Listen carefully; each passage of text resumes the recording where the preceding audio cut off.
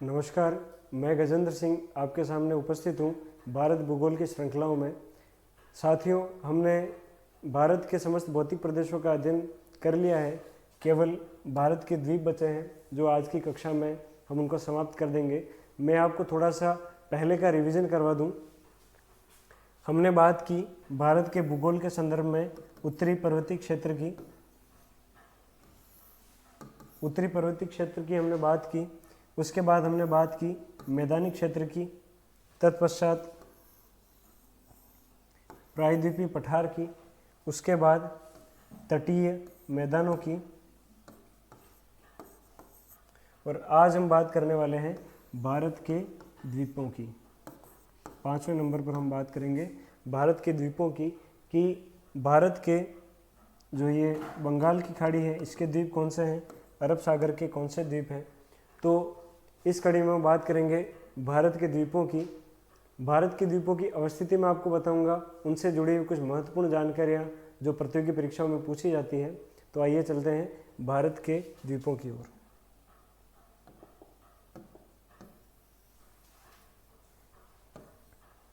भारत के द्वीपों को दो भागों में बांटा जा सकता है। सबसे पहला है अरब सागर के द्वीप। अरब सागर के द्वीप, अरब सागर इस भाग में स्थित है, ये है अरब सागर। और दूसरा, इस तरफ भी आपको कुछ द्वीप दिख रहे होंगे, तो दूसरा है बंगाल की खाड़ी के द्वीप।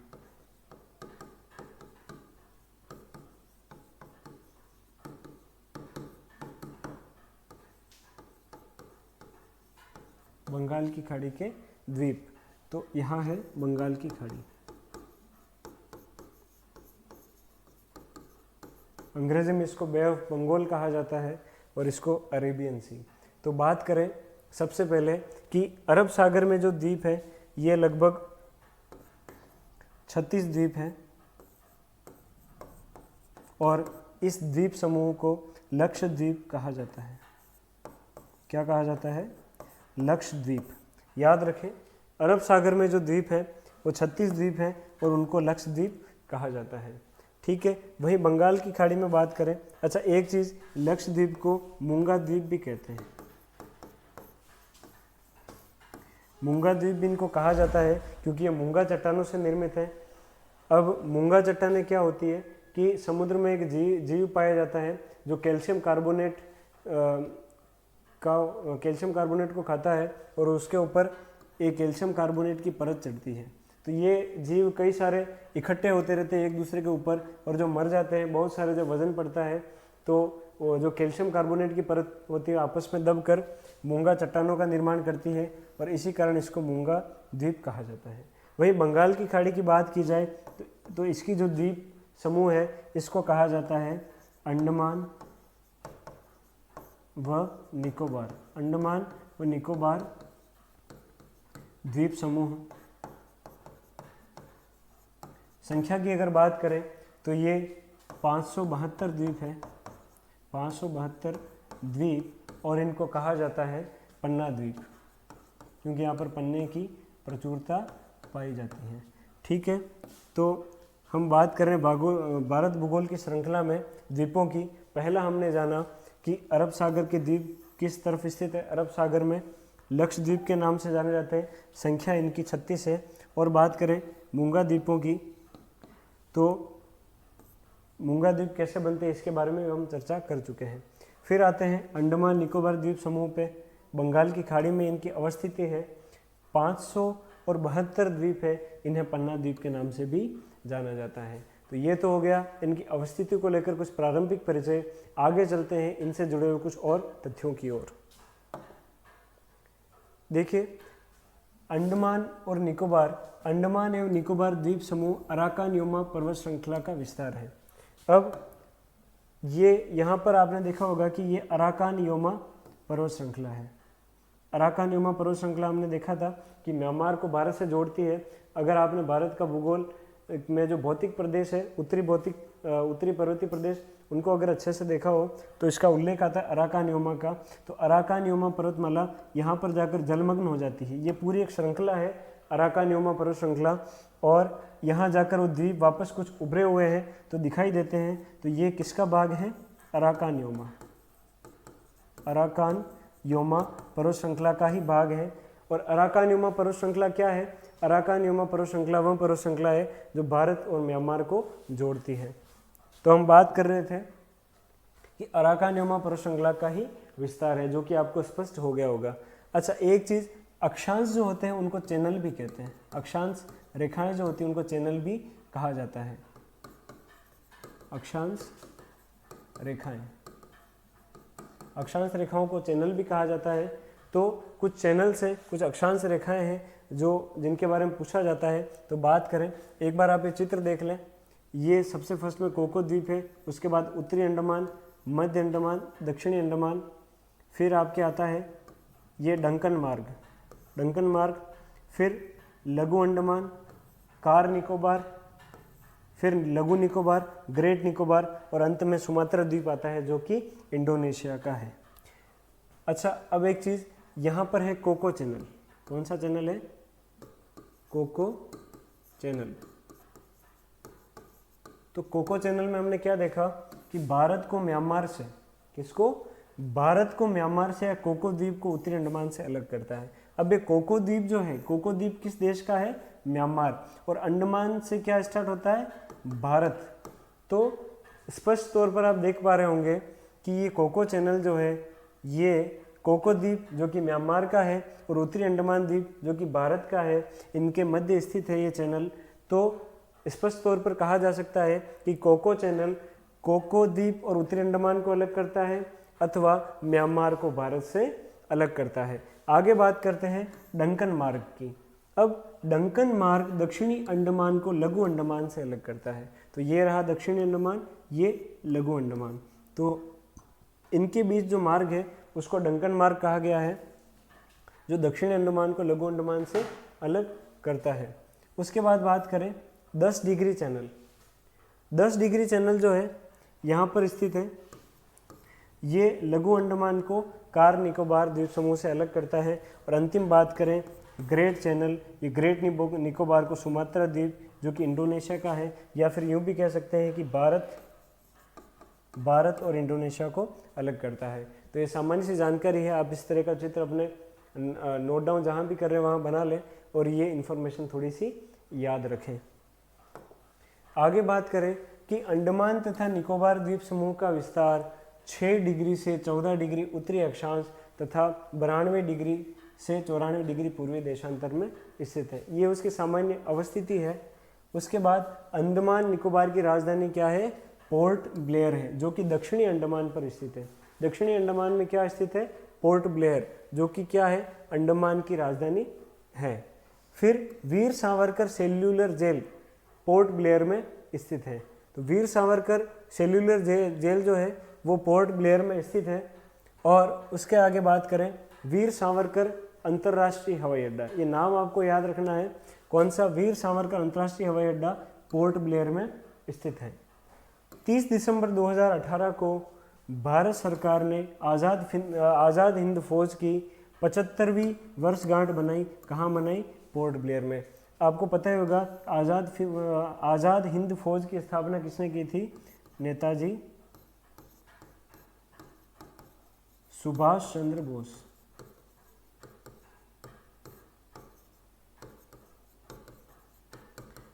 तो उसी के उपलक्ष्य में 75वीं वर्षगांठ कहाँ मनाई गई? पोर्ट ब्लेयर में। अब इसके अंतर्गत कुछ द्वीप हैं जिनका नाम परिवर्तन कर दिया गया है। सबसे पहली बात करें तो रोस द्वीप था, इसका वर्तमान नाम है नेताजी सुभाष चंद्र बोस द्वीप। उसके बाद नील द्वीप जो है इसको कहा जाता है, वर्तमान नाम है शहीद द्वीप। तीसरे नंबर पर हैवलॉक द्वीप है जिसका वर्तमान नाम है स्वराज द्वीप। तो ये बात करें अंडमान और निकोबार द्वीप समूह की। अब अंडमान निकोबार में सबसे ऊंची चोटी जो है वो सैंडल चोटी है।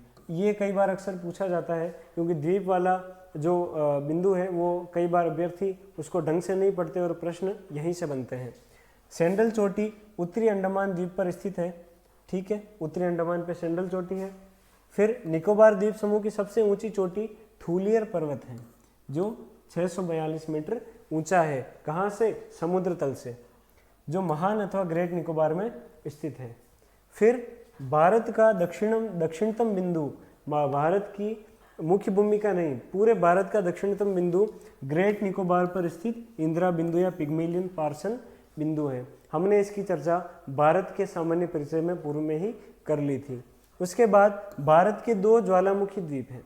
भारत में 2 स्थान पर ज्वालामुखी है, 2 द्वीपों पर।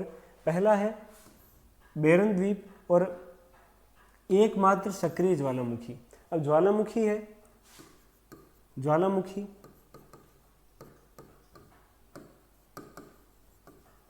ज्वालामुखी की बात की जाए तो पहला जैसे सक्रिय,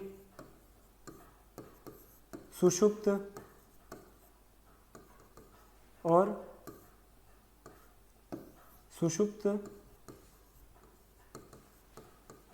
और तीसरे नंबर पे बात कर सकते निष्क्रिय।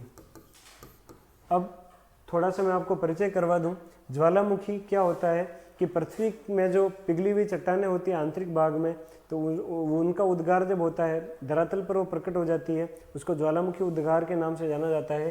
3 तरह के ज्वालामुखी होते हैं। सक्रिय ज्वालामुखी, जिनसे अभी लावा निकल रहा है।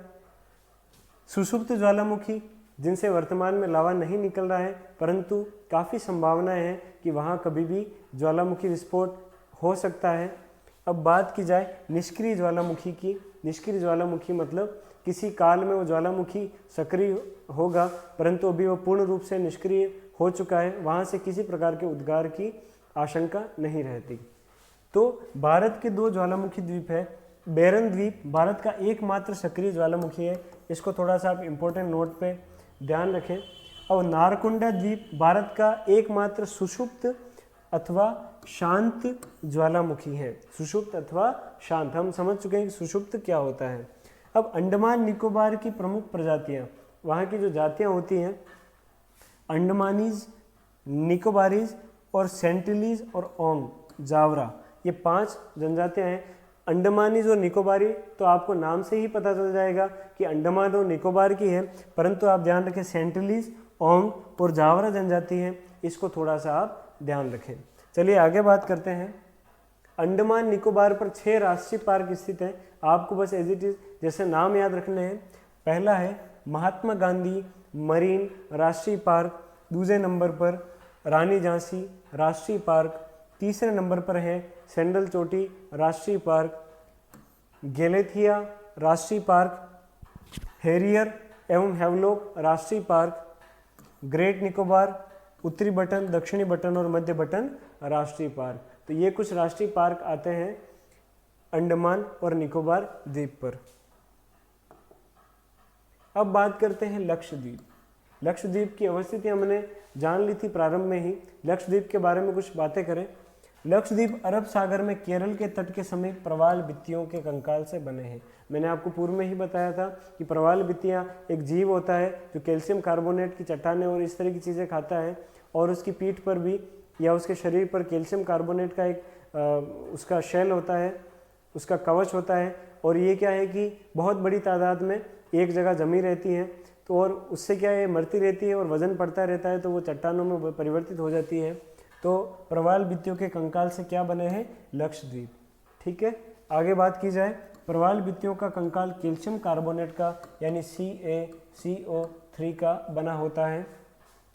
अब प्रवाल भित्तियाँ हर कहीं नहीं पाई जाती, उनके लिए कुछ आवश्यक जलवायु दशाएं हैं। पहला ये कि समुद्र के तल में सूर्य का प्रकाश पहुंचता है। समुद्र के तल में जहाँ तक सूर्य का प्रकाश पहुंचता है ये वहीं तक पाई जाती है। दूसरा है कि प्रवाल भित्तियाँ भूमध्य रेखा से, ये भूमध्य रेखा हो गई, इससे 30 डिग्री उत्तर में और 30 डिग्री दक्षिण में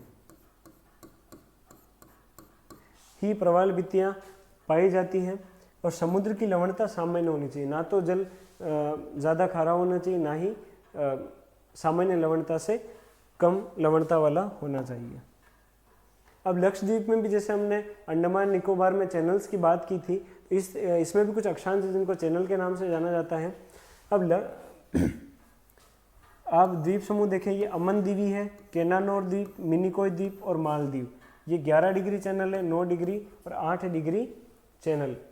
अब इस पे थोड़ा सा अपन और पढ़ लेते हैं।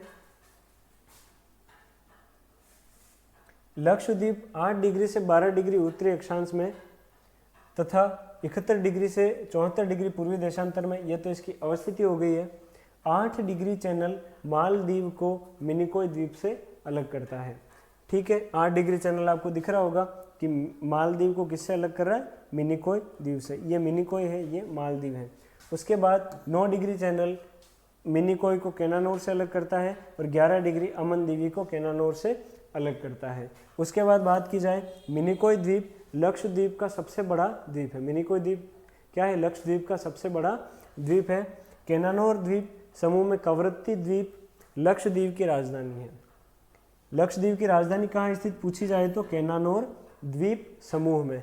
फिर बात करें कि अगत्ती द्वीप पर अगत्ती हवाई अड्डा है और लक्षद्वीप का न्याय अधिकार क्षेत्र केरल उच्च न्यायालय के अंतर्गत आता है।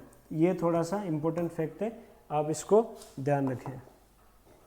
तो अभी तक हमने भारत के सभी भौतिक प्रदेशों का अध्ययन कर लिया है, जिनमें उत्तरी पर्वतीय प्रदेश, उत्तरी मैदान, प्रायद्वीपीय पठार, तटीय मैदान एवं द्वीप। हमने इनका बहुत ही बढ़िया तरीके से अध्ययन किया है और मुझे पूरी आशा है कि आप साथ ही साथ इनका रिवीजन कर रहे होंगे और आपके पास जो भी भारत का नक्शा है उसमें इनको भरकर अच्छे से याद कर रहे होंगे। देखिए, पढ़ना महत्वपूर्ण है पर उसकी पुनरावृत्ति करना भी महत्वपूर्ण है। परीक्षा हॉल में अगर आपको फैक्ट्स याद नहीं आएंगे और सटीक तरीके से याद नहीं रहेंगे तो मेहनत भी विफल हो जाएगी। अभी भारत भूगोल की लगभग शुरुआत ही है। अगर आप रिवीजन नहीं भी कर रहे हैं तो आप रिवीजन करते रहें और किसी भी प्रकार की समस्या हो तो कमेंट सेक्शन में अपना क्वेश्चन डाल दें, उसका समाधान किया जाएगा। इसी तरह साथ बने रहें भारत भूगोल की श्रृंखलाओं में। धन्यवाद।